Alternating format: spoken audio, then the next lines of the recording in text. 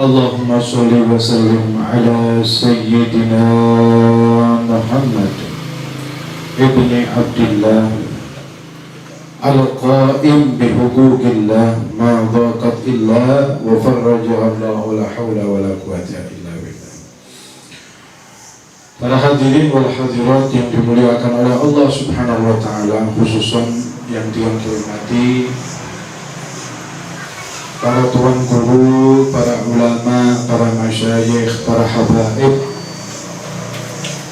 khususnya guru kita bersama Tuan Guru Huraimu, Atalallahu umrahu fi sihatin wa afiyah. Dan yang kami hormati para habaib, khususan akhina Habib Azmi bin Hasan Al-Kaf, dan seluruhnya saja para jamaah, para tokoh masyarakat dan sahibul bait, Bapak Haji Sariman dan keluarga. Mudah-mudahan kita doakan kesemuanya mendapatkan barokah dari Allah Subhanahu wa taala. Dan doa-doa kita dikabulkan oleh Allah Subhanahu wa taala. Zikir kita diterima oleh Allah Subhanahu wa taala. Salat kita diterima oleh Allah Subhanahu wa taala. Dan semoga langkah kaki kita selalu diberi kemudahan oleh Allah untuk istiqomah menghadiri majelis-majelis yang dapat mendekatkan diri kita kepada Allah Subhanahu wa ta'ala dan menambah rasa cinta kita kepada Nabi Muhammad sallallahu alaihi wasallam. Amin ya rabbal. Hadirin rahimakumullah, sore hari ini saya akan melanjutkan apa nggih? Melanjutkan kalau tidak salah pembahasan saya 2 tahun yang lalu di Masjid Lembuan atau di Masjid Nurul Mukmin ketika itu habis sholat subuh. Ketika itu pembahasan saya karena sudah terlalu lama jadi terputus, yaitu mengenai fi hikami Luqmanul Hakim alaihi salam, yaitu hikmah-hikmah yang diungkapkan oleh Sayyidina Luqmanul Hakim alaihi salam. Luqmanul Hakim ini sudah kita jelaskan profilnya saat itu, bahwa beliau adalah riwayat yang mu'tamad, beliau adalah bukan nabi, tapi ada yang mengatakan beliau adalah nabi. Beliau hidup di zaman Nabi Daud alaihissalam, dan beliau seorang ahli hikmah. Apa ahli hikmah? Yang ketika beliau mengatakan sesuatu itu yang keluar dari lisannya itu hikmah yang luar biasa, sehingga orang yang mendengar nasihatnya pasti akan tertunduk dan mengikuti nasihatnya. Itu orang ahli hikmah. Kalau ngomong singkat, padat, jelas, tapi yang mendengarkan itu bisa langsung bertobat sama Allah Subhanahu wa taala. Ini Luqmanul Hakim. Dia bukan seorang raja, dia bukan seorang kaya, tetapi beliau adalah seorang penggembala kambing.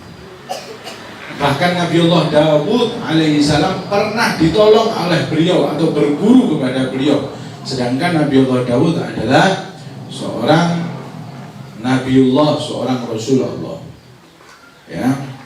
Nah, kami akan melanjutkan daripada nasihat-nasihat beliau sampai beliau itu namanya diabadikan di dalam Al-Qur'anul Karim. Menjadi sebuah surat namanya surat Luqman. Yang beliau niku beliau itu seorang yang terkenal nasihat-nasihatnya untuk putranya. Maka Anda akan menjumpai di dalam surat Luqman itu banyak ya bunaya, ya bunaya, ya bunaya, wahai putraku, wahai putraku, wahai anakku. Nasihat-nasihat yang sungguh luar biasa, yang insya Allah ketika kita pegang nasihat beliau ini, mudah-mudahan bisa memberikan pencerahan di dalam hidup kita. Kita akan bahagia di dini wa dunia akhirah. Ya. Akan saya mulai dari nasihat yang berikutnya, yaitu ya bunayya la tu'akhiri taubah fa innal mauta ya'ti baghtah.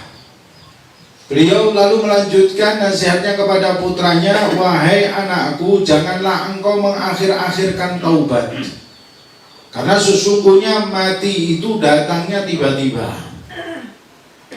Kita sebagai manusia itu tidak tahu kapan datangnya kematian, tapi ketika datang, datangnya itu tiba-tiba, maka disebut ajal, Disebut ajal karena datangnya itu tiba-tiba, nggak ada yang tahu datangnya. La yastakhiruna sa'atan wa la yastaqdimun. Nggak bisa dimajukan, nggak bisa dimundurkan kalau sudah datang. Makanya namanya manusia ya, manusia itu kok orang yang mahalul khata' wa nisyan, tempatnya salah, tempatnya dosa. Kita ini manusia tidak ada yang sempurna. Kita ini manusia itu condong terjerumus kepada dosa. Namanya manusia, sudah dibilang sama Rasulullah bahwa kita ini manusia mahalul khata' wa nisyan, tempatnya salah, tempatnya dosa. Maka hendaknya kita harus selalu banyak bertobat kepada Allah Subhanahu wa ta'ala. Karena sesungguhnya Allah mencintai orang-orang yang banyak bertobat kepada Allah Subhanahu wa ta'ala. Jadi manusia yang baik, ibu-ibu, bapak-bapak, para pelunggu, manusia yang baik itu bukan manusia yang dia sama sekali nggak ada dosanya. Enggak ya, namanya manusia itu pasti ada salahnya. Tetapi manusia yang baik adalah yang ketika terjerumus ke dalam dosa, dia langsung cepat-cepat kembali bertaubat kepada Allah Subhanahu. Ini Allah mengatakan innallaha yuhibbul tawwabina wa yuhibbul mutatahhirin. Allah itu mencintai orang yang senantiasa bertaubat kepada Allah. Bukan mempermainkan tobat, tapi senantiasa kalau terjerumus langsung kembali, terjerumus langsung kembali. Karena Allah mencintai orang-orang yang membersihkan diri. Makanya jangan pernah berhenti berharap bertobat kepada Allah. Karena itu fa'innal mauta ya'ti baghtah. Mati itu datangnya tiba-tiba. Dulu ada di zaman Nabiullah Sulaiman alaihi salam. Ada orang ketika duduk-duduk sama Nabiullah Sulaiman, itu di tengah-tengah perkumpulan Nabi Sulaiman tiba-tiba datang manusia misterius dengan tawakan yang menyeramkan. Manusia tadi duduk di antara jamaah Nabi Sulaiman dan dia melihat terus ke arah seorang pemuda yang duduk di dekat Nabi Sulaiman. Dilihat terus sama orang ini tadi. Dan bawaannya memang menyeramkan. Orang pemuda ini dari awal sampai akhir majelis dilihat terus sama orang tadi, dia seperti ketakutan gitu. Lalu dia tanya kepada Nabi Allah Sulaiman, wahai Nabi Sulaiman, siapa orang tadi ini? Kok dia melihatkan saya terus, saya kok takut dilihat sama orang ini? Kata Nabi Sulaiman, itu yang datang adalah malaikat pencabut nyawa, atau malaikat Isra'il alaihi salam. Dia menyerupai manusia dan duduk sini. Masya Allah, yang lihat saya dari tadi itu Israel. Tolong, saya ini ketakutan, jauhkan saya dari dia. Engkau adalah seorang nabi yang punya mukjizat bisa mengendarai angin. Maka tolong pinjamkan angin sama saya sehingga saya bisa pergi jauh dari orang sini, dari malaikat Israel. Akhirnya sama Nabi Sulaiman dipinjami angin, jadi dia terbang ke negeri India. Sampai ke negeri India, malaikat tadi pamit pergi, balik lagi. Sebentar balik lagi, dia ngomong sama Nabi Sulaiman, terima kasih wahai Nabi Sulaiman, kata malaikat Israel. Saya sudah cabut nyawa orang tadi di negeri India. Loh kok begitu? Iya. Kamu tahu enggak wahai Nabi Sulaiman, kenapa dari tadi saya duduk melihatkan orang ini terus? Dalam buku kematian harusnya hari ini dia mati di India, tapi saya kok heran orang ini masih di sini. Maka subhanallah, engkau meminjamkan angin sampai negeri India, ya namanya ajal itu dimanapun, kapanpun, kalau sudah dicatat gak bisa dihindari. Ya, jadi harusnya hari ini di India, kok ini masih di Palestina, negeri yang jaraknya jauh. Tapi subhanallah, namanya ajal dimanapun sudah dicatat, ya sudah. Maka banyaklah kita bertobat kepada Allah subhanahu wa atbi'is sayyi'atal hasanata tamhuha. Dan ikutilah perbuatan jelekmu dengan perbuatan baik sebagai penghapusnya. Jadi kalau kita banyak umpama uang kita kecampuran uang-uang haram, ya banyak sedekah kepada Allah Subhanahu wa taala, pada fuqara wal masakin. Kita banyak maksiat, ya banyakkan istighfar dan taubatnya kepada Allah. Terutama orang yang banyak maksiat itu suruh banyak sedekah. Itu bisa banyak menghapuskan dosa-dosa, terutama dosa yang hubungannya dengan uang-uang yang kurang halal. Ya, itu ditutup dengan sedekah. Bukan berarti terus kita, saya ngambil uang haram aja, nanti saya sedekahkan diampuni. Itu namanya mempermainkan tobat. Nah, itu tidak diterima sama Allah. Ya, mudah-mudahan kita diselamatkan oleh Allah Subhanahu. Sallallahu alaihi Nabi Muhammad. Maka nasihat yang berikutnya, Luqmanul Hakim mengatakan lagi, ya bunayya, mana dimtu ala somtiqat fa innal kalama idza kana min fiddatin kana sukutu minad dhahab. Wahai anakku, sesungguhnya aku tidak menyesal atas aku menjadi orang yang enggak banyak omong, atas diam sama sekali. Jadi Luqmanul Hakim ini orang yang memang enggak banyak omong, banyak diamnya. Dan aku enggak menyesal jadi orang yang banyak diam. Fa innal kalama idza kana min fiddatin, karena sesungguhnya jika berbicara itu diibaratkan seperti perak, kana sukutu minad dhahab, maka diam itu adalah seperti emas. Rasulullah sallallahu alaihi wasallam kan mengatakan as-sukutu dhahab, diam itu emas. Apalagi di zaman sekarang sudah nggak usah banyak bicara itu yang manfaat aja, banyak diam dan banyak merenung. Orang yang baik itu bukan yang banyak bicara, tapi yang banyak diam dan banyak merenungi kehidupan. Wali-wali dulu tuh nggak banyak bicara. Wali-wali dulu tuh nggak banyak sampai ada satu kiai, satu tuan guru datang pengajian gitu. Ketika datang ke pengajian, umatnya sudah banyak yang datang. Dia duduk buka kitab terus diem aja dia. Diem sampai 1 jam. Diem, selesai diem. Wabillahi taufiq wal hidayah. Wassalamualaikum warahmatullahi wabarakatuh. Ditanya, loh, kiai tadi 1 jam kok nggak bicara, nggak nyampein ilmu kok diem? Ya, hari ini pelajarannya adalah pelajaran diam. Biar kita jadi orang yang nggak banyak karena lisan ini berbahaya ya. Banyak orang celaka itu gara-gara lisannya. Lisan ini yang namanya lisan ini lidahnya. Orang kalau ada lidahnya kan nggak bisa ngomong. Orang kalau ada lidahnya dia bisa ngomong. Sampai Imam Ghazali itu di dalam Ihya mengarang satu bab khusus yang namanya Kitabul Lisan. Karena saking bahayanya lisan. Lisan ini yang panjangnya paling cuma berapa senti? 5 sampai 7 senti. Nah, lidah ini. Tapi dia bisa menjatuhkan orang yang tingginya sampai 2 meter. Kekuatan lidah ini lebih tajam daripada kekuatan pedang. Ya. Kalau pedang itu sekali disabetkan membunuh mati. Tapi kalau lisan yang sudah disabetkan itu akan mematikan karakter. Kalau mati selesai sudah habis ceritanya. Tapi kalau karakter yang dimatikan bisa sampai anak turunnya dia bisa dimatikan karakternya. Makanya di dalam Al-Quran Allah mengatakan al-fitnatu asyaddu minal qatl. Fitnah itu lebih kejam daripada pembunuhan karena fitnah itu datangnya dari mana? Dari lidah. Hati-hati dengan yang namanya lidah. Makanya Sayyidina Luqmanul Hakim mengatakan, aku tidak menyesal menjadi orang yang nggak banyak omong, jadi orang yang diam. Dengan diamku ini aku tidak menyesal. Mada dimtu ala somtiqat. Karena memang seperti itu. Hati-hati dengan lisan. Banyak orang masuk neraka gara-gara lisannya. Kelihatannya ringan. Apa yang sudah kita omongkan, kalau masih ada di dalam lisan kita, di dalam hati kita, itu masih punya kita. Tapi kalau sudah kita omongkan itu sudah punya orang banyak dan tidak bisa dirim sama sekali.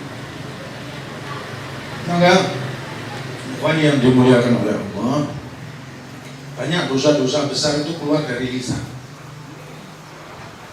Banyak dosa-dosa besar keluar dari lisan. Contohnya apa? Fitnah, itu dosa besar, lebih kejam dari pembunuhan. Contohnya lagi apa? Ghibah. Ghibah itu apa? Ngumpet. Kalau bahasa Lomboknya dia ngumpet, begibah. Ngomongkan sesuatu yang ada pada saudaranya muslim yang memang benar ada pada diri orang muslim itu. Kalau saudara kita dengar yang kita omongkan dia marah. Itu namanya ghibah. Itu dosanya besar. Dan setiap hari mungkin nggak absen kita ghibah. Ngomong tentang tetangganya. Itu si Sumiati itu kemarin beli gelang Tahu nggak, gelangnya itu ternyata palsu. Itu aja utang lagi. Biasa kan orang kampung gitu aja ada yang diomongkan. Itu kira-kira kalau Sumiati dengar ngamuk apa seneng? Ngamuk, itu namanya riba. Itu dosa. Bahkan ada yang mengatakan dosanya seperti menzinai ibunya 20 kali. Dan setiap hari kita lakukan seperti itu. Itu dari lisan ngomongkan orang lain. Ya contoh itu contoh. Pokoknya ngomongkan apa yang memang benar terjadi kepada saudara kita, ada itu, hal itu ada di diri saudara kita. Kalau nggak terjadi diomongkan, itu namanya fitnah, lebih besar lagi dosa. Semua dari lisan. Ada lagi dosa dari lisan itu namanya apa? Namanya namimah. Namimah itu adu domba. Jadi kompor. Kenapa jadi kompor? Manas-manasi. Kompor itu kan buat manas-manasi, ya kan? Jadi petugas kompor ya, manas-manasi. Kalau ada tetangganya besiak, bukannya dia didamaikan tapi malah dipanasi. Ngapain kamu dibilang sama itu kamu tuh bodoh ini, malah dipanasi. Jadi orang besiak bukan tambah damai, tambah panas besiaknya. Nah, orang yang suka seperti itu namanya namimah. La yadkhulul jannah an-namam atau kama qala Nabi sallallahu alaihi wasallam. Tidak akan masuk surga orang yang suka namimah, ngadu domba. Terus menghina sesama muslim itu dosanya besar juga. Hati-hati menyakiti hati saudaranya muslim. Kalau sampai saudara kita muslim tersakiti hatinya karena omongan kita, dosanya lebih berat di sisi Allah daripada Anda menghancurkan Ka'bah 12 kali. Ka'bah Anda bangun, Anda robohkan, Anda bangun, Anda hancurkan, Anda bangun, Anda hancurkan sampai 12 kali masih dosa mulut Anda, mulut kita menyakiti saudara kita sesama muslim. Wal'iyadu billah. Semoga kita diselamatkan oleh Allah Subhanahu. Maka mana dimtu ala samdiqat. Saya tidak pernah menyesal menjadi orang yang diam. Fa innal kalama idza kana min fiddatin kana sukutu min dhahab. Karena sesungguhnya apabila kalam itu menjadi seperti perak, maka diam adalah seperti emas. Saking pentingnya diam. Di zaman sekarang ini sudah banyak diam, pegang tasbih, nggak usah banyak ngomong. Ngomong yang manfaat, yang penting-penting aja, tasbih dipegang. Daripada ngomong jadi dosa, mending tasbih, yang zikir. Semoga kita diselamatkan oleh Allah Subhanahu wa ta'ala. Lalu nasihat yang berikutnya, ikhwan yang dimuliakan oleh Allah. Beliau Sayyidina Luqmanul Hakim mengatakan kembali, ya bunayya alaika bimajalisil ulama wastami' kalamal hukama fa inna Allah ta'ala yuhyil qalbal mayyita binuril hikmati kama yuhyil ardal mayyita biwabilil matar. Wahai anakku, hendaknya kalian datang ke majelis-majelisnya para ulama, wastami' dan mendengarkan ucapan ahli-ahli hikmah. Ahli hikmah itu bedanya sama ulama apa? Ahli hikmah itu kalau dia bicara, dia nggak banyak kumpul sama manusia, tapi kalau dia bicara, orang langsung masuk di dalam hatinya. Omongannya itu langsung buat orang itu bisa bertobat. Omongannya semua pelajaran, bahkan diamnya dia pelajaran.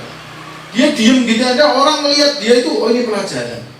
Ada orang-orang seperti itu, tapi tidak banyak. Orang ahli hikmah, seperti Luqman ini ahli hikmah. Hendaknya kata Luqman, engkau jangan pernah meninggalkan majelis-majelisnya para ulama. Jangan pernah aman kalau kita nggak duduk di majelisnya para ulama. Majelisnya orang soleh, majelisnya para alim ulama. Paling tidak seminggu itu sekali harus kita duduk sama para ulama. Kalau enggak ditakutkan hati kita mati. Ya.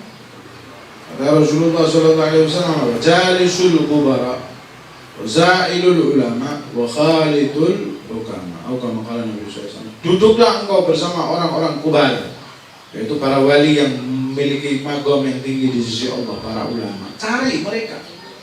Jangan kita terus merasa aman, sudah yang penting kita kerja, gawe, nyambut gawe, kerja, dapat kepeng, sudah di rumah sama. Jangan. Kita harus merasa tidak aman kalau kita tidak duduk di majelis-majelisnya para ulama, karena berbahaya. Makanya sampai diwajibkan bagi orang laki khususnya untuk dia datang sholat Jumat setiap minggunya agar apa? Agar telinganya ini nggak kosong dari nasihatnya para ulama. Itu minimal sudah seminggu sekali. Ya, kalau ada majelis-majelis yang dihadiri tuan guru, para habaib, selakan kita untuk sempatkan kita untuk hadir kepada mereka. Karena apa katanya? Fa inna Allah Ta'ala yuhyil qalbal mayyita bi nuril hikmah kama yuhyil ardal mayyita bi wabil matar. Karena hati-hati kita ini rawan dari kematian, dari dosa. Sebab apa? Maksiat yang kita lakukan. Kita setiap maksiat itu kata Rasulullah, hati ini seperti cermin. Setiap kita maksiat itu ada satu titik hitam, tik. Maksiat lagi satu titik hitam, tik, tik, tik, tik, tik, tik. Kalau enggak kita bersihkan titik-titik hitam itu akan memenuhi hati kita. Dan kalau sudah hati kita penuh dengan titik hitam, ditakutkan hati tadi mati. Kalau hati tadi mati, nasihat enggak mau masuk. Dinasihati apa namanya? Begel orang Lombok. Enggak mau dengar.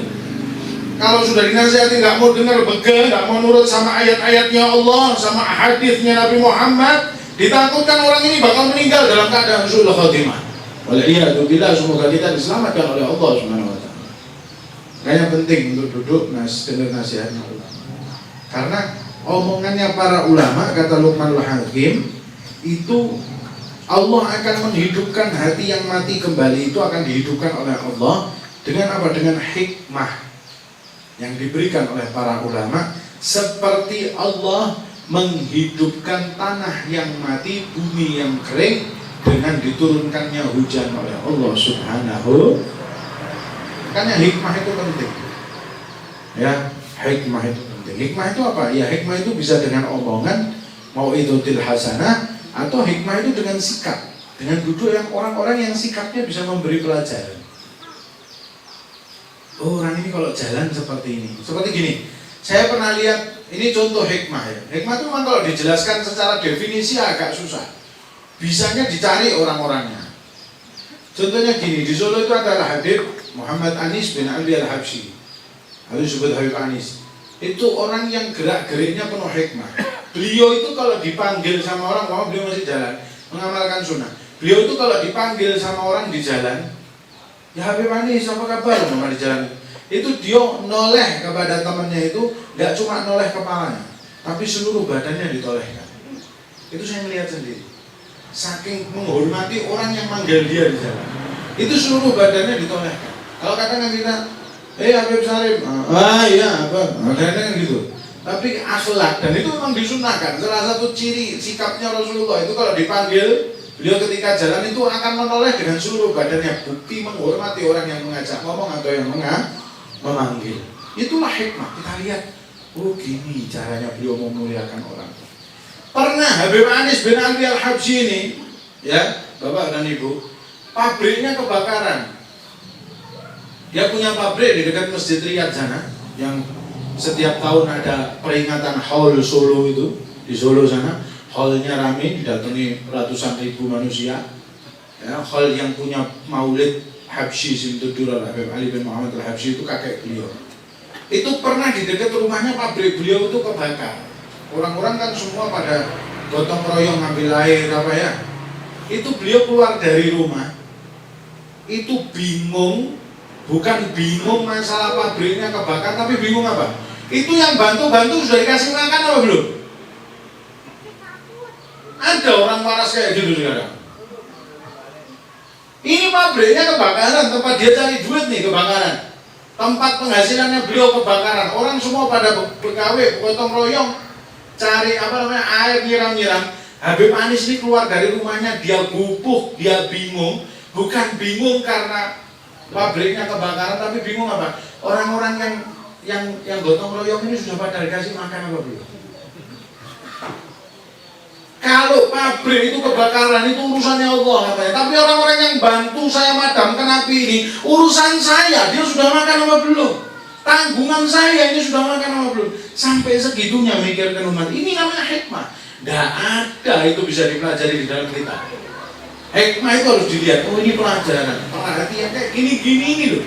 Yang susah kita. Orang-orang seperti itu tuh yang harus kita cari. Karena nasihat mereka, sikap mereka, hikmah dari mereka itu bisa menghidupkan hati yang mati. Maka alaika bimujalasatil ulama. Jangan pernah aman kalau kita tidak duduk sama orang-orang yang baik, para ulama. Jangan pernah merasa aman sama sekali. Orang duduk sama para ulama, orang kalau cinta sama para ulama, istiqomah duduk sama para ulama, para tuan guru, para habaib, duriyahnya Nabi Muhammad, itu ibarat gini. Ibarat kita beri rambutan. Tahu rambutan ya? Rambutan di sini namanya apa?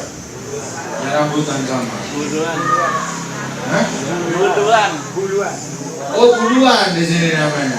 Oh rambutan buluan. Saya kira kalau di sini namanya koma. Buluan ya. Kalau koma buat sayur. Rambutan itu biasanya kalau kita beli ada tangkainya ya. Sekarang kalau Sido suruh beli tangkainya saja mau enggak? Enggak mau, dikasih aja enggak mau. Iya, lah ibaratnya kita sekarang ini, kita ini manusia biasa, penuh dosa, itu ibaratnya kita ini tangkai rambutan, tidak ada harganya kita ini. Kalau setiap hari buat dosa, kita itu bangun tidur buat dosa, melek mata buat dosa. Baru melek mata, sampean itu yang dibaca doa dulu apa HP dulu? Jujur. Melek mata, apa ambil siwak karena sunnah, terus baca alhamdulillah lagi ahyana ba'dama amatana wa ilaihi nusyur, wudu, terus zikir, apa bangun tidur langsung gerak WhatsApp, Instagram, Facebook. Orang sekarang kan begitu. Jarang orang sekarang yang bangun langsung wudu, sholat, siwak. Baru bangun tidur sudah HP yang dilihat, TV yang dilihat. Nanti keluar cari sarapan, keluar sudah melihat auratnya orang. Itu ada orang perempuan beli sarapan, beli nasi kuning, keluar nggak pakai kerudung, pakai bajunya baju anak umur 3 tahun, metetet ketat semuanya. Baju kekurangan bahan itu yang dipakai, manusia purba. Kekurangan bahan, kelihatan semua auratnya, kecamatannya kelihatan, kelurahannya kelihatan, kabupatennya kelihatan semuanya. Itu bangun tidur kita sudah lihat kayak gitu, masih ya gitu kok nggak mau kumpul sama. Makanya kita ini ibarat tangkai rambutan tadi. Nah, kalau rambutannya ada harganya ada, buluannya ada, maka kita beli rambutan biasanya ikut dapat tangkai. Nah, kita itu ibarat tangkai rambutan, buluan, ulama itu ibarat buah rambutannya. Kalau kita senang kumpul sama ulama, itu ibaratnya kita nggak ada harganya, kita bisa naik menjadi mulia karena kumpul sama mereka. Tangkai rambutan yang nggak ada harganya, bisa ikut kebeli dan punya harta karena nempel sama rambut. Benar apa benar? Lalu ala Nabi Muhammad. Lalu yang berikutnya, ya bunayya la ya'kul ta'amaka illa al-adqiya wa syawir fi amrika ulama. Wahai anakku, jangan ada yang memakan makananmu kecuali orang yang bertakwa. Dan musyawarahkan masalah-masalahmu dengan para ulama. Ini maknanya tinggi. La ya'kul ta'amaka illa al-adqiya. Janganlah ada orang yang makan makananmu kecuali orang yang bertakwa. Bisa berarti satu, kamu jangan dekat sama orang kecuali orang yang bertakwa. Orang yang sampai makan makanan kita itu berarti kan orang yang dekat sama kita, iya apa enggak? Contohnya kalau kita acara-acara itu makan satu talam itu, pakai talam umpamanya. Talam satu talam itu bertiga. Itu kan berarti satu kita kan dekat sama mereka. Istilahnya sampai seperti itu, jangan pernah dekat sedekat-dekatnya sama orang seperti orang yang makan bersama-sama kamu itu kecuali adqiya, kecuali orang-orang yang bertakwa. Pentingnya kita untuk kumpul sama orang-orang soleh yang bertakwa, orang yang takut sama Allah Subhanahu wa Ta'ala. Takwa itu bisa berarti takut sama Allah. Orang-orang yang soleh. Bisa jadi jangan sampai keluargamu itu jadi orang-orang yang gak bertakwa, karena keluarga itu kan yang makan makanan kita. Ya Bang enggak? Qu anfusakum wa ahlikum nar. Jagalah dirimu dan keluargamu dari api neraka yang bahan bakarnya jin dan manusia. Waquduhan nasu wal hijarah. Jadi penting ikhwan yang dimuliakan oleh Allah untuk kumpul bersama orang soleh. Sampai-sampai para wali itu mengatakan dalam bahasa Jawa, wong kang soleh kumpulono. Lagu Tomboati. Orang-orang soleh itu kumpullah bersama mereka, jangan nggak kumpul sama mereka. Kumpul dekatlah kepada orang-orang yang bertakwa. Kata Rasulullah, orang yang kumpul sama orang soleh itu ibarat masuk toko minyak wangi. Walaupun dia nggak begitu alim, nggak begitu soleh, minimal keluar dia ikut wangi. Ya Pak? Sida masuk toko minyak wangi. Halo, masih hidup semuanya ya? Alhamdulillah. Sida masuk ke toko minyak wangi. Walaupun Sida nggak beli minyak wangi, tapi nyoba, Bu silakan dicoba. Oh ya makasih Sot. Masuk lagi Bu silakan coba Sot. Bu masuk lagi silakan coba Sot. Nggak jadi beli ya, keluar wangi. Iya kan? Paling nggak nyoba itu wangi. Ya begitu orang kumpul sama orang soleh. Walaupun dia nggak paham apa yang dikatakan. Kadang baca maulid itu kan kadang bahasa Arab, ya kan? Kadang kan yang datang nggak begitu paham, nggak tahu artinya. Tapi jangan berarti kalau Anda nggak tahu artinya terus Anda nggak mau datang, enggak. Datang aja kayak toko minyak wangi itu. Anda nggak beli, Anda keluar wangi, Anda keluar dapat kemuliaan, Anda keluar dapat barokahnya dari Allah Subhanahu. Makanya orang dzikir, orang maulid, baca barzanji kah, baca burda, baca diba kah, baca simtudurar kah. Walaupun Anda nggak paham artinya, duduk dan ikuti saja. Insya Allah dapat berkahnya walaupun nggak paham. Contoh kayak obat itu, sampean Sida, kalau pas kepalanya pusing pinggang itu, kalau pas utangnya banyak, semoga utangnya cepat lunas. Itu kalau sampean pas pineng pusing, itu sampean minum obat ya. Minum obat namanya ada Paramek, ada Panadol, ada Bodrek. Asal Bodreknya jangan dicampur sama Coca-Cola. Nanti bisa ngelewang sampean. Itu Bodrek Anda minum, kira-kira Anda perlu tahu kandungannya Bodrek enggak? Oh ini Bodrek saya harus tahu kandungannya. Ini dari ini. Enggak sembuh sampean enggak minum-minum. Ya, sudah Bodrek dikasih sama dokter, ini silakan minum Bodrek, minum pusingnya hilang, nggak perlu tahu isinya, tahu apanya, minum bismillah, sembuh penyakitnya, benar apa benar? Begitu pula Anda membaca maulid-maulid ini, nggak tahu isinya nggak apa-apa, tapi itu adalah nutrisi obat bagi hati yang Anda minum, yang Anda konsumsi, insya Allah Anda akan menjadi sehat zahiran wa batinan fid dini wad dunya wal akhirah. Amin ya rabbal. Maka janganlah ada yang memakan makananmu kecuali orang-orang yang bertakwa. Janganlah ada orang yang dekat sama kamu kecuali orang yang bertakwa. Begitu pula kalau kita kumpul sama orang-orang yang nggak bertakwa sama Allah, nggak pernah sujud, nggak pernah sholat sama Allah, nggak pernah sujud. Bukan kita merasa lebih baik, tapi jangan kumpul sama mereka. Memang perintahnya Allah, perintahnya Rasulullah. Karena ibarat kita masuk ke tukang las besi. Tahu tukang las? Sida masuk tukang las, Sida nggak ikut ngelas, keluar ikut bau keringat, bais, ya sudah gitu nanti kainnya Sida kena api, ikut berlubang padahal nggak ngikut ngelas. Bener apa bener? Begitulah orang yang kumpul sama orang-orang yang suka maksiat, minimal kalaupun dia nggak ikut maksiat, keluar dia dapat fitnah. Loh, Habib Syarif pakai surban, besongkok, kok masuk ke diskotik? Padahal saya masuk diskotik mau nagih utang. Ada orang utang sama saya, masuk diskotik, saya cari di rumahnya nggak ketemu, saya susul ke diskotik. Kebetulan ada jamaah dari Lembuak lihat, yuk Habib Syarif, dia masuk ke diskotik, pakai songkok, pakai kopiah masuk diskotik. Jangan-jangan Habib Syafii itu berjoget itu di diskotek itu. Paling enggak kan dia sudah dapat omongan orang itu. Paling enggak walaupun dia tidak ikut maksiat. Ya.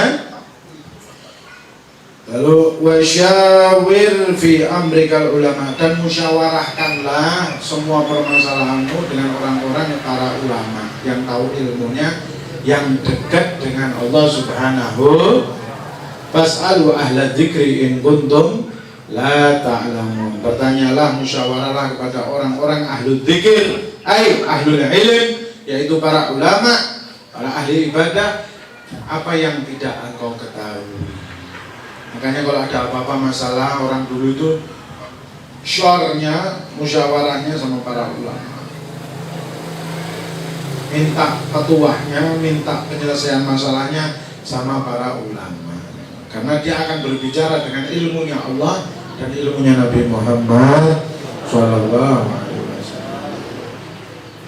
Lalu selanjutnya beliau mengatakan, ya bunayya inna dunya bahrun amiqun qad ghuriqa fihi nasun katsir faj'al safinataka fiha taqwallah wa hashwaha al-iman bih wa syira'aha tawakkal 'ala Allah la'allaka tanju. Wahai anakku, sesungguhnya dunia ini adalah lautan yang dalam. Qad ghuriqa fihi nasun katsir, sudah banyak manusia yang tenggelam di dalamnya. Faj'al, dan jadikanlah safinataka, kapalmu atau bahteramu adalah takwa, di dalamnya fiha takwa kepada Allah.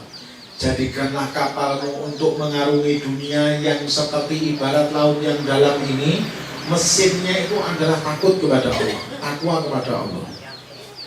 Lalu wahashwahal imana bih, bahan bakarnya adalah iman kepada Allah. Wasyura'ah, dan layarnya tawakkal ala Allah, tawakal kepada Allah Subhanahu wa taala, la'allaka tanju, maka fa insyaallah engkau akan menjadi orang yang selamat dalam mengarungi dunia ini. Jadi kalau kita mau hidup, ibarat dunia ini kan laut yang sangat dalam. Banyak orang sudah tenggelam sama dunia kan nggak bisa naik lagi. Orang kalau sudah tenggelam sama dunia itu bahaya. Mencintai dunia, dan kata Rasulullah apa? Hubbud dunya wa karahiyatul maut. Cinta dunia dan dia benci sama kematian, benci bertemu dengan Allah Subhanahu wa taala karena sudah cinta sama dunia. Rasulullah itu mengatakan hubbud dunya ra'su kulli khati'ah. Mencintai dunia itu kepala dari semua kejelekan, itu cinta sama dunia. Cinta dunia itu seperti apa sih?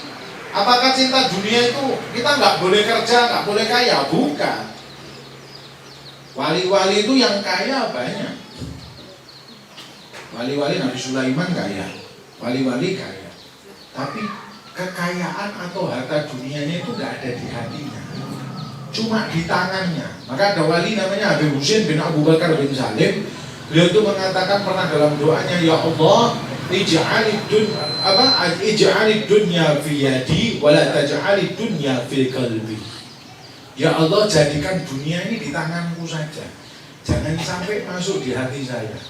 Di tangan ini, kalau sampai di tangan ini hilang, dia sudah nggak sampai masuk di hati. Tapi kalau sudah masuk di hati, dunia ini hilang, dia akan stres, akan kepikiran. Makanya wali-wali itu dia kaya, tapi dia nggak pernah berhenti sedekah. Semua dikasih ke orang, semua dikasih ke orang, semua dikasih ke orang. Habib Muhammad bin Idrus Al-Habsyi, makamnya ada di dekat Sunan Ampel. Beliau yang pertama kali bawa Maulid Simtuduror ke Indonesia. Habib Muhammad bin Idrus itu orangnya kaya luar biasa, tapi dia cuma pakai baju di rumah, punya cuma baju 2 biji saja. Satu baju yang dipakai besok dicuci, dijemur, ganti satunya, sudah gitu setiap hari. Ada orang kaya, banyak dikasih baju sama orang, tapi apa? Setiap dia dikasih baju sama orang, ada orang datang minta, langsung dikasihkan. Minta dikasih, gitu terus. Sampai pernah ketika dia mau difoto, ada fotonya di foto-foto aulia.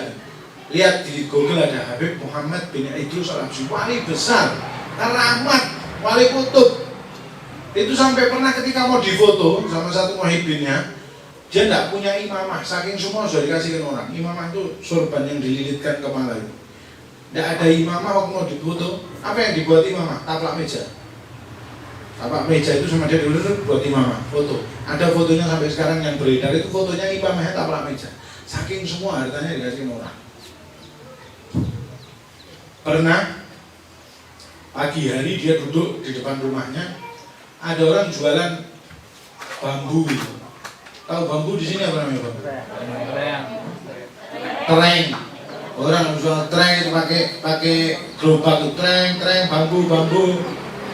Datang lewat depan rumahnya beliau, sama beliau dilihat karena beliau memang wali keramat, tahu dia mukasyif. Istilahnya apa? Warosak derenge winarah kalau orang Jawa. Kalau orang sini apa ya mukasyif? Terbuka hijabnya.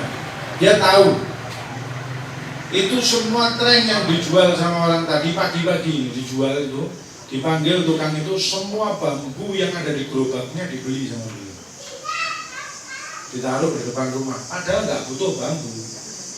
Bambu itu kan buat orang bangun-bangun tuh, ditaruh buat apa namanya, tiang-tiang buat nyangga kalau belum dicor itu. Itu nggak bangun, dia beli bambu segitu segerobak, dibeli semua taruh. Istrinya ngomel-ngomel, Habib, ini ada apa nih bambu segini banyaknya dibeli, kita kan nggak butuh bambu kan. Katanya beliau, ya sudah biarkan, taruh, yang mau ambil suruh ambil. Itu yang jual bambu, kamu tahu nggak? Dia di desanya sana punya anak masih sakit, dan dia butuh biaya untuk orang sakit. Dan saya tahu nanti dari pagi sampai sore dia jual bambu, nggak akan ada orang yang beli. Makanya daripada itu saya beli semua. Kasyaf tahu. Padahal orang yang jual bambu nggak bilang kalau punya anak sakit, tapi dia tahu. Shallu ala Nabi Muhammad. Makanya itu, dunia nggak ada di hatinya, cuma di tangannya aja. Contoh orang kalau cinta dunia itu apa? Ciri-cirinya orang kalau cinta dunia bisa terjadi pada diri kita itu apa? Cari duit, cari kepeng, sampai lupa ibadah. Itu orang cinta dunia.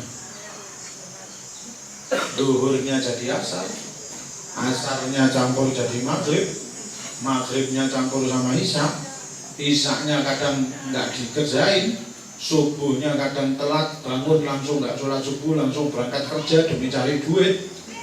Itu orang yang cinta dunia itu yang seperti itu. Wali-wali yang kaya banyak. Ya, makanya kita bersyukur kepada Allah Subhanahu wa taala, dijadikan orang-orang yang tetap bersyukur. Hati kita enggak cinta dunia. Jangan sampai cinta dunia masuk ke dalam hati kita. Orang yang pelit itu termasuk orang yang cinta dunia. Karena enggak mau keluarkan uangnya, hartanya di jalan Allah Subhanahu wa taala. Orang seperti itu kayak Qarun. Qarun itu ditenggelamkan sama Allah karena apa? Enggak mau bayar zakat. Qarun itu dulu orangnya apa? Miskin, tidak punya apa-apa. Didoakan, minta doa sama Nabi Allah Musa, didoakan sama Nabi Allah Musa jadi orang yang kaya, sampai kayanya luar biasa. Sampai kunci-kuncinya itu, saking banyaknya gudangnya, kuncinya itu yang bawa sampai 80 orang. Saking banyaknya hartanya. Ketika Nabi Allah Musa datang diminta untuk bayar zakatnya untuk fuqara wal masakin, dia tidak mau. Saya bisa kaya ini bukan karena Allah, karena diri saya.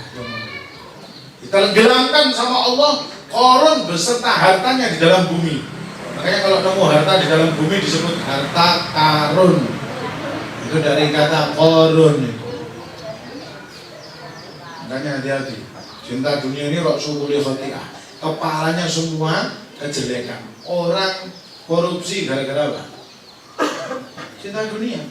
Sampean sida lihat orang yang korupsi di kabupaten lah, di gubernuran lah, ya, di DPR lah, di pemerintahan, semua itu orang miskin, orang kaya. Orang kaya yang kira-kira hartanya cukup apa enggak? Cukup. DPR itu gajinya berapa? Tunjangannya berapa? Belum selipitan-selipitannya berapa? Tanda tangan dapat duit, amplop, amsop berapa? Itu masih kadang korupsi kok. Ya itu namanya orang cinta dunia. Ra'su kulli khati, akhirnya dia korupsi, akhirnya dia maling, akhirnya dia nipu, akhirnya dia meninggalkan semua apa, berani menabrak semua yang dilarang oleh Allah Subhanahu. Maka jadikanlah mesin di dalam kapalnya itu takwa kepada Allah, dan jadikanlah bahan bakarnya iman, dan layarnya tawakal kepada Allah. Kalau kita sudah mencari rezeki, kita sudah berusaha, tawakal sama Allah. Wa idza azamta fatawakkal 'ala Allah. Innallaha yuhibbul mutawakkilin. Sungguhnya Allah itu senang sama orang-orang cinta sama orang yang tawakal. Tawakal itu sudah orang cari rezeki, berusaha, tawakal. Bagaimana Allah nanti akan memberi. Insya Allah akan selamat mengarungi dunia ini, fid dini wa dunya. Amin ya Rabbal. Lalu nasihat beliau mengatakan ini sampai jam berapa? Ayo. Ini sudah jam 4 waktu Jawa. Kalau waktu Lombok ini jam 5. Selesai jam berapa Haji? Ini kalau saya nggak diberhentikan saya sampai jam 7 malam loh ini. Bentar lagi ya. Maghrib jam berapa? Oh, masih lama. Sebentar ya. Selesaikan sekalian. Ini sudah 2 tahun tertunda ini. Waktu ingat tak waktu di Masjid Tembuak dulu? Ya saya bahas ini habis subuh. Lalu beliau mengatakan lagi, ya bunayya, wahai anakku, inni hamaltul jandala wal hadida falam ahmil syai'an athqala min jarisu wa duktul mararat kullaha falam adud asyadda minal faqri. Beliau mengatakan, wahai anakku, sesungguhnya aku telah memikul batu dan besi, maka aku tidak mendapati sesuatu yang lebih berat daripada itu semua kecuali tetangga yang jahat. Katanya Luqmanul Hakim, aku tuh sudah pernah angkat batu berat, besi berat, pernah saya angkat sudah, dan tidak ada yang lebih berat kecuali tetangga yang jahat. Mulutnya tetangga yang jahat itu lebih berat dari batu yang besi. Makanya Rasulullah bersabda apa? Apa namanya? Man kana yu'minu billahi wal yawmil akhir apa? Falyukrim jaruh. Barang siapa yang beriman kepada Allah dan hari akhir, maka muliakanlah tetangganya. Jadilah tetangga itu yang baik. Anda pengen tahu Anda itu orang baik apa enggak, apa kata tetangga Anda? Kalau tetangga Anda bilang Anda tidak baik, ya Anda itu berarti orang belum baik. Ya, makanya kalau Anda masa baunya sampai ke tetangga, itu kalau sampai tetangganya kepingin Anda tidak kasih, dolim Anda itu. Aljar qobladar kata orang Arab.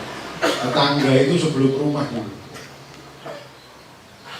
Makanya kata Rasulullah, kalau masak itu kuahnya dibanyakin, bagi sama tetangga. Iya, karena apa? Bahkan kadang tetangga itu lebih diutamakan dari saudara pisah dan saudara yang lain. Kenapa? Karena kalau ada apa-apa, yang nolong kita pertama kali siapa? Tetangga. Kadang saudara itu berjauhan rumahnya. Itu loh pentingnya tetangga. Maka kalau sudah punya tetangga, kok tetangganya itu jahat, wah itu paling berat hidup, luar biasa. Kok tetangga tukang fitnah, tetangga tukang hasut, wah itu sudah hidup yang paling berat. Mudah-mudahan tetangga kita dijadikan orang yang baik, dan kita pula seperti itu menjadi tetangga yang baik bagi saudara kita. Amin ya Rabbal. Lalu beliau juga mengatakan, waduktul mararat, dan aku telah merasakan pahitnya seluruh segala sesuatu, falam adud, dan tidak ada yang lebih baik, tidak ada yang lebih pahit daripada kefakiran.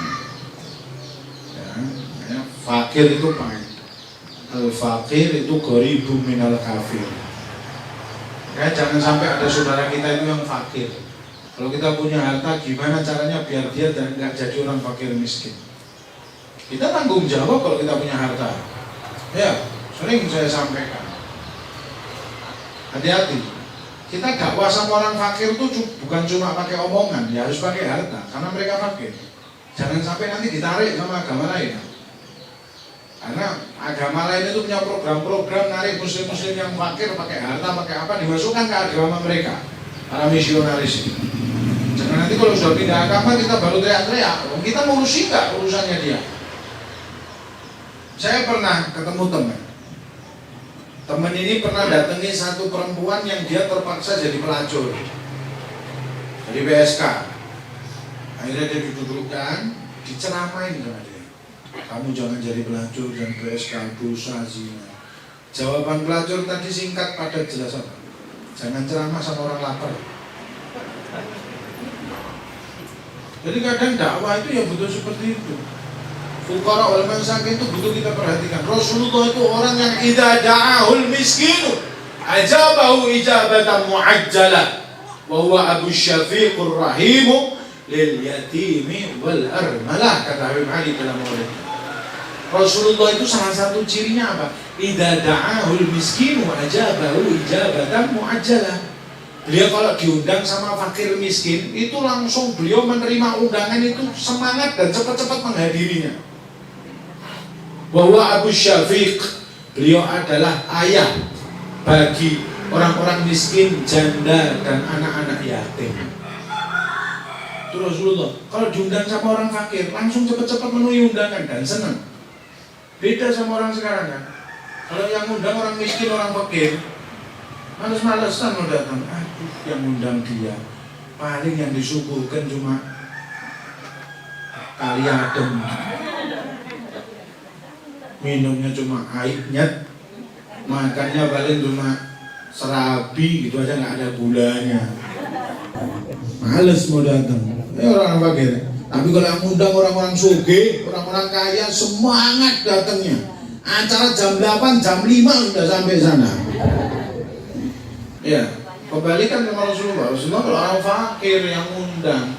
Lihat sekarang kita kalau orang fakir yang meninggal, berapa yang nyolatkan? Sedikit yang hadir jenazahnya, sedikit yang datang. Coba orang kaya yang meninggal, satu kampung datang semua. Gitu kok ngomong cinta sama Rasulullah. Cinta dari mana sampean? Katanya Kiai Ahmad Dahlan, ketua PP Muhammadiyah, mengatakan orang itu bisa dilihat miripnya sama Rasulullah apa enggak adalah pekanya dia terhadap fuqara wal masakin. Semakin dia peka, semakin dia mirip dengan Rasulullah Sallallahu Alaihi Wasallam. Nah, jangan sampai ada kefakiran di kampung kita. Makanya kalau sedekah, zakat itu dibayarkan dengan betul, rutin, maka tidak ada orang Islam yang fakir. Fakir itu lebih parah dari miskin. Kalau dalam fikih, ya, namanya miskin itu masih dalam dunia fikih itu antara pemasukan dan pengeluaran itu nggak imbang, itu namanya miskin. Jadi pemasukan itu lebih kecil daripada pengeluaran, itu orang miskin namanya. Itu saya sebut miskin. Tapi kalau fakir, nggak bisa kerja apa-apa, itu namanya fakir. Nggak ada pemasukan sama sekali, itu namanya fakir. Di bawahnya orang miskin, minta-minta di jalan, itu namanya fakir. Itu sudah fakir. Makanya jangan sampai, karena kefakiran dekat dengan kekafir. Banyak orang-orang yang pindah agama ditarik, itu betul terbukti omongan itu. Di Jawa itu banyak seperti itu. Cuma gara-gara Indomie satu dus dia berubah jadi agama lain. Karena orang Islam nggak ada yang memperhatikan dia. Ya dia pilih pindah agama lain dari muliakan kok. Dan itu saya bilang kalau zakat dan sedekahnya orang Muslim itu rapi, tertata dengan benar, sesuai dengan tujuannya, tepat sasarannya, insya Allah nggak ada orang yang fakir. Ya? Sallu ala Nabi Muhammad. Makanya orang fakir itu berat, kesian. Terakhir sudah kita lanjutkan 2 tahun lagi. Nah, kelihatannya sudah lama kok. Gara-gara corona. Ya bunayya innal hikmata ajlasatil masakin majalisal muluk. Wahai anakku, sesungguhnya dengan hikmah, orang yang dia nggak kaya, orang miskin, tapi kalau dia punya hikmah atau ahli hikmah, dia akan didudukkan oleh Allah Subhanahu wa Ta'ala di kursi-kursinya para raja walaupun dia orang miskin. Maksudnya apa? Seorang yang dia belajar mempunyai ilmu, dia akan lebih dihormati daripada orang menghormati para raja dan pejabat. Benar apa enggak? Benar. Ulama sama pejabat itu dihormati, lebih dihormati para ulama. Ini karena apa? Hikmah yang ada di dalam dirinya. Dia termasuk yang berkata ini Luqmanul Hakim, walaupun dia seorang pengembala kambing, tapi Nabi Dawud yang seorang raja itu sampai berguru kepada beliau. Jadi dengan hikmah itu bisa mendudukkan orang miskin di kursi-kursi para raja. Dulu ada di Jawa namanya Habib Ja'far Al-Kaf, orangnya rambutnya panjang. Itu pejabat-pejabat paling takut sama dia. Orangnya biasa, tapi dia kalau ngomong jadi. Itu presiden takut sama dia, Kapolri takut sama dia, Habib Ja'far Al-Kaf. Ngomong kejadian, kamu besok naik pangkat dulu. Kamu besok mati, ya mati betul. Nah itu, para ulama itu lebih ditakuti daripada para pejabat.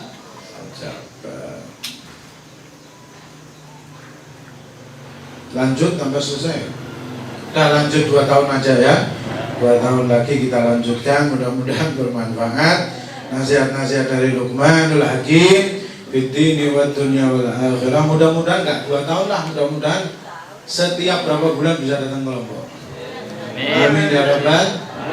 Yang ngomong sebulan sekali tadi siapa? Berani niketin nama dah. Sallu ala Nabi Muhammad. Mudah-mudahan insyaallah dikabulkan oleh Allah.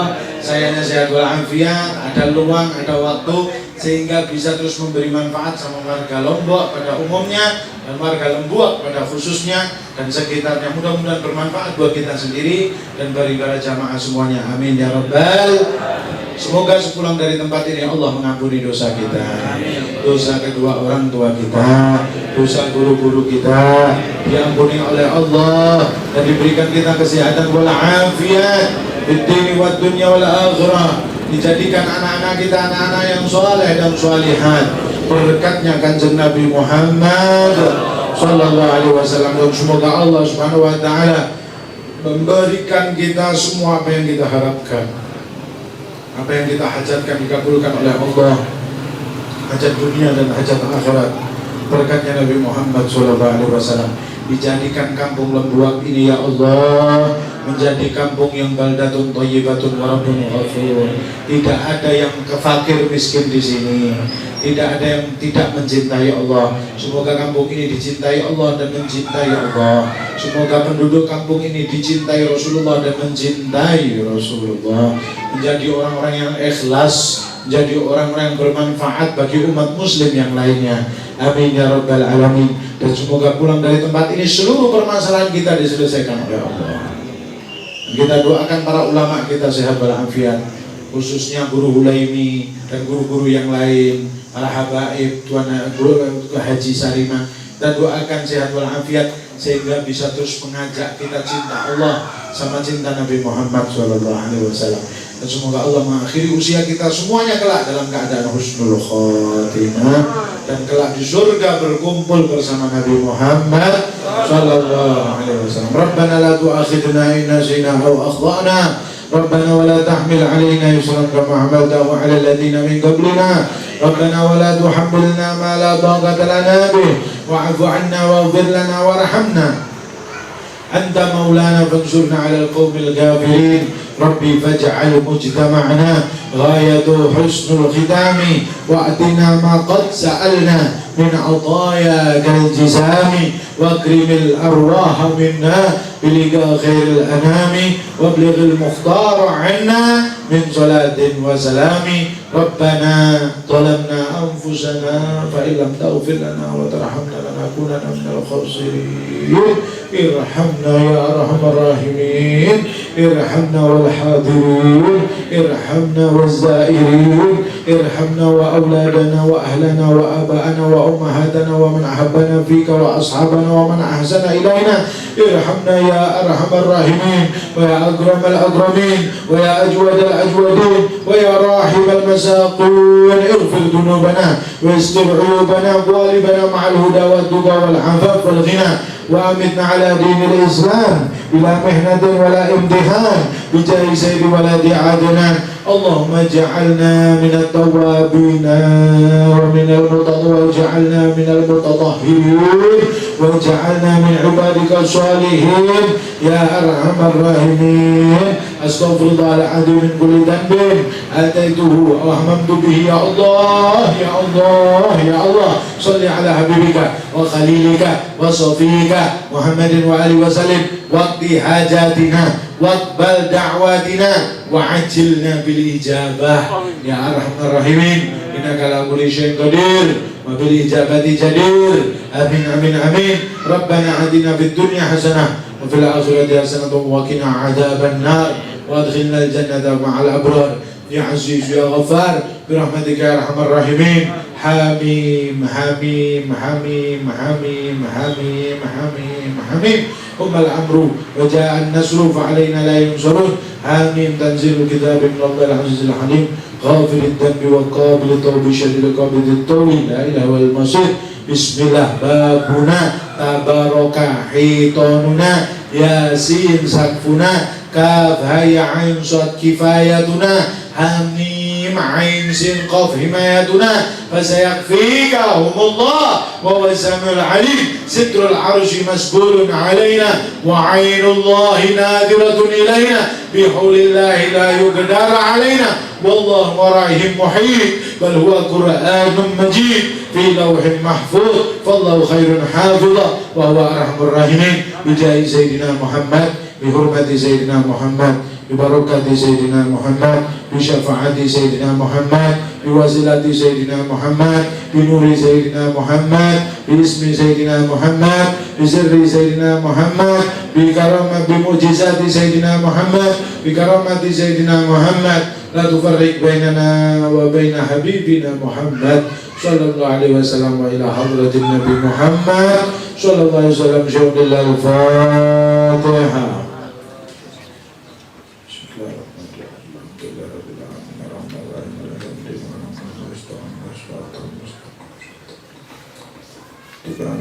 Amin. Saya mohon ampura segala salah kurang tepatnya. Ampura, minta maaf yang banyak. Mudah-mudahan bermanfaat di dunia wa dunia al-akhirah. Wallahu muwaffiq ila sabilir rasyad. Assalamualaikum warahmatullahi wabarakatuh.